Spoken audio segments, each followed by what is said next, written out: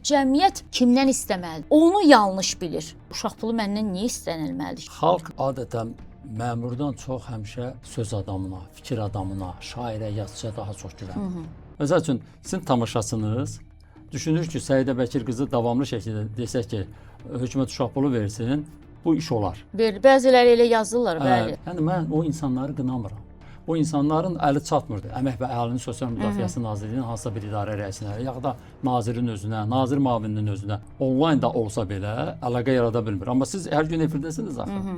Və yaxud bir deputatdan istəyir. Çünki deputat bu seçib, bu səs verir. Deputat bunun səsinlə parlamentdə gedib oturur. O deputatdan tələb eləməsi də çox təbiidir. Qəzetlərin populyar olan dövründə gün ərzində 8-10-12 bəzən şikayətçi gəlirdi bizə. Hərəsinin əlində bir ərizə ilə işıqlandırırdıq. Bəzən problemini həll edirdik, bəzən problemini həll edə bilmirdik. Mətbuata, mediaya, digər ziyalı adamlara müraciət edib öz problemlərinin həllinə onlardan dəstək almaq ənənəsi var Azərbaycanda. Ona görə də mən o insanların sizdən onu istəməsi, hətta tələb eləməsi normal baxıram və təbii baxıram.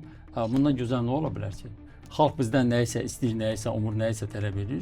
Eləyə biləcəyimiz şeylər başqa məsələdir. Yəni bizim də çox həll elədiyimiz problemlər olur. Xalqın istədiyi, tamaşasının, auditoriyanın istədiyi odur ki, siz onun ürəyindən keçən o məsələləri hər zaman deyəsiniz. Biz deyək, yazarsınız. Siz danışasınız, biz də onu yazaq.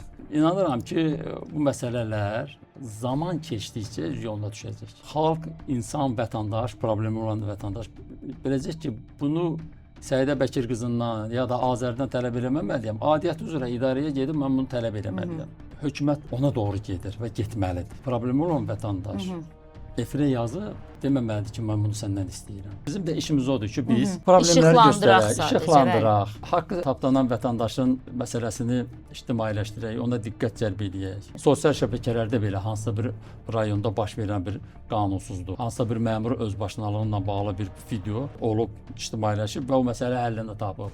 Xalqın onu istəməsi çox təbiidir, çox yaxşı. Yaxşı da ki, bizdən istəyir. Demək, bizə əhəmiyyətliyik, demək, bizə inam var. Sizə inam var ki, uman yerindən yüksələr də, uzun sözün qısası. Söyüş xaricində onsuz da istəklərinə həmişə də, yəni həqiqətən də başımız gözümüz üstündə demişik və özləri də bilir ki, yüzlərlə problemim şəxsən öz adıma deyirəm, işıqlandırmışam və həllinə də nail olmuşam.